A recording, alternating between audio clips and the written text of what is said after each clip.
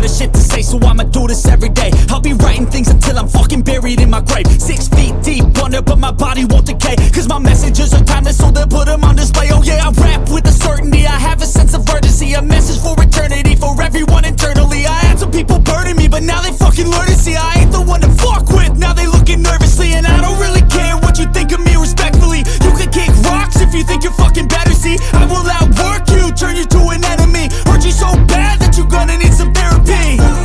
I got the motherfucking recipe, I've been cooking up hits, I'ma leave a legacy. You'll be looking small when you're standing right next to me. I'm 5'10", bitch, but I'm 10 feet. Cause I don't give a fuck what you say.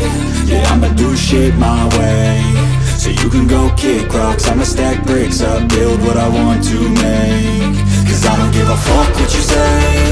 Yeah, I'ma do shit my way. So you can go kick rocks, I'ma stack bricks up, build what I want to make.